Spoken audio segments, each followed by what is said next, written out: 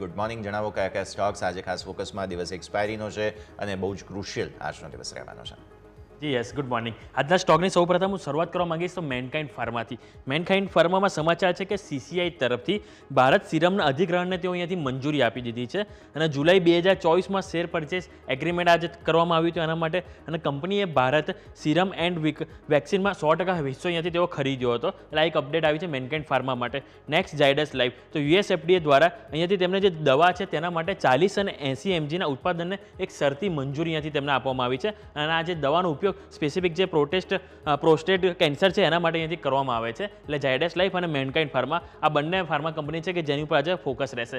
Next વાત કરવા માંગીશ તો અશોકા બિલ્ડકોન. અશોકા બિલ્ડકોનમાં સમાચાર છે કે MMRDA તરફથી કુલ ₹474.10 કરોડનો અહીંયાથી ઓર્ડર મળ્યો છે કંપનીને. એટલે કે કલ્યાણથી પૂના લિંક એલિવેટેડ રોડ અહીંયાથી કંપની બનાવતી જોવા મળશે અને અન્ય બીજા 2 પ્રોજેક્ટ પણ અહીંયાથી ઓર્ડર મળ્યા છે કંપનીને, જે કમ્બાઇન્ડ વેલ્યુ ₹1264 કરોડ અહીંયાથી જોવા મળી છે, જેના માટે ખાડી પર તેઓ અહીંથી 2 બ્રિજ બનાવતી જોવા મળશે કંપની. એટલે કે અશોકા બિલ્ડકોન માટે અહીંયાથી પોઝિટિવ વાત છે કે એમને ઓર્ડરમાં સારો ગ્રોથ જોવા મળી શકે છે. Next Eicher motors. હવે સ્વાભાવિક છે કે 1 સપ્ટેમ્બરે ઓટોના આંકડા આવ્યા હતા, તો એની આપણે જે એક વખત ડિસ્કસ કરી લઈએ કે આઈસર મોટર્સના રોયલ એનફિલ્ડનું જે અનુમાન હતું વેચાણ સેલ્સ એનાથી ઘણું સારું આવ્યું છે, જે 11% વધીને 86,978 યુનિટ આવ્યું છે. આ જ વસ્તુ આપણે જે લાસ્ટ ટાઈમ આંકડો આવ્યો હતો લાસ્ટમાં જે નેગેટિવમાં આવ્યો હતો રોયલ એનફિલ્ડનો, એટલે સારી વાત છે. બીજું કે સપ્ટેમ્બર 2023માં 78,550 યુનિટ હતું, જેની સરખામણીમાં ફેરી સારો એવો આવે છે ગ્રોથ. બીજું કે એક્સપોર્ટ કંપનીનો 77% ગ્રોથ થયો છે અને સપ્ટેમ્બર 2023માં એક્સપોર્ટ 4,319 યુનિટ હતું, જે વધીને આપણને 77% ગ્રોથ થઈને 7,652 યુનિટ પર જોવા મળે છે. નેક્સ્ટ વાત કરવા માંગીશ તો હીરો મોટોકોર્પ. હીરો મોટોકોર્પમાં પણ તેમના સેલ્સમાં સારો એવો ગ્રોથ જોવા મળે છે. ઓલમોસ્ટ 19%નો ગ્રોથ અહીંયાથી તેઓ બતાવે છે અને જેની સાથે કુલ સેલ્સ તેમનું 6.37 લાખ યુનિટ જોવા મળ્યું છે, જે સપ્ટેમ્બર લાસ્ટ ટાઈમ આપણને 5.36 લાખ યુનિટ જોવા મળ્યું હતું. બીજું કે ઘરેલું વેચાણ કંપનીનું 18.6% વધીને 6.16 લાખ યુનિટ થયું છે અને એક્સપોર્ટ કંપનીનું 22% નજીક આપણને અહીંયાથી ગ્રોથ જોવા મળ્યો છે, જે 20,344 યુનિટ દર્શાવે છે. નેક્સ્ટ મારુતિ. તો મારુતિમાં પણ જે નંબર છે સારા એવા આવ્યા છે કે એમની જે કુલ સેલ્સ છે 1.9% વધીને 1.84 લાખ યુનિટ આવ્યું છે.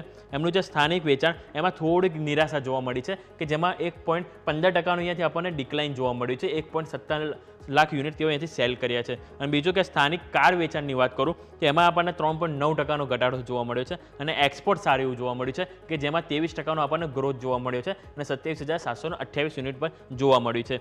નેક્સ્ટ વાત કરવા માંગીશ તો ડાબર, કે હવે સ્વાભાવિક છે કે Q2ની સિઝન આવી ગઈ છે તો દરેક કંપનીને અપડેટ આવવા લાગી છે. સૌથી પહેલાં હું ડાબરની વાત કરવા માંગીશ કે દેશભરમાં તેઓ જે પૂર અને અતિવૃષ્ટિના કારણે એક એમને જે સેલ્સમાં તેઓ ઇમ્પેક્ટ આવી શકે એવું એક એમનું કહેવું છે.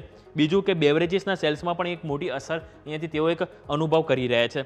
અને બીજું કે કંપનીના નફા અને માર્જિન અને સાથે સાથે વેચાણ પર પણ અહીંયાથી થોડીક અસર જોવા મળી શકે છે. અને જે કંપનીના જે બાદશાહ મસાલાના જે મસાલામાં ગ્રોથ સારો એવો યથાવત રહેશે એવું એમનું કહેવું છે અને સાથે સાથે ડબલ ડિજિટ ગ્રોથની પણ તેઓ અહીંયાથી અપેક્ષા રાખી રહ્યા છે. નેક્સ્ટ મેરિકોના અપડેટની વાત કરીશું.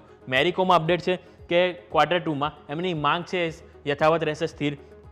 બીજું કે જે શહેરી સરખામણીમાં રૂરલ એટલે કે ગ્રામીણ વિસ્તારમાં હજુ પણ ડિમાન્ડ સારો સુધરી રહી છે. સતત 3 ત્રિમાસિક સમયથી એમની જે ડિમાન્ડ છે રૂરલમાં એ સારી એવી વધી રહી છે, જે એક પોઝિટિવ વાત છે. બીજું કે ઘરેલું માર્કેટમાં તેઓ જે મિડ સિંગલ ડિજિટનો તેઓથી વોલ્યુમ ગ્રોથની અપેક્ષા રાખી રહ્યા છે. અને બીજું કે નાણાકીય વર્ષ 2025માં તેઓ ડબલ ડિજિટ ગ્રોથનું પણ અહીંયાથી અનુમાન રાખી રહ્યા છે. નેક્સ્ટ વાત કરવા માંગીશ તો સાઉથ ઇન્ડિયન બેંકની અપડેટ આવી છે.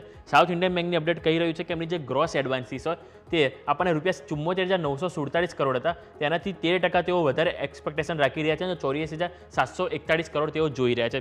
બીજું કુલ ડિપોઝિટ જે 97,000 કરોડ હતું તેમાં 8.6%નો ગ્રોથ સાથે તેઓ 1.05 લાખ કરોડ તેઓ અહીંયાથી એક્સપેક્ટેશન રાખી રહ્યા છે. એટલે ઓવરઓલ દરેક કંપની છે કે જેની અપડેટ આપણને જોવા મળી છે, સાથે સાથે કે ફાર્મા કંપનીમાં આપણને અપડેટ જોવા મળી છે. અને બીજું સ્વાભાવિક છે કે આજે ગુરુવાર છે એટલે કે નિફ્ટીની વીકલી એક્સપાયરી છે કે જેની ઉપર તમારો ફોકસ હોવું જોઈએ અને આ દરેક સ્ટોક છે કે જે તમારે ધ્યાન પર રાખવા જરૂરી છે. Over to yes.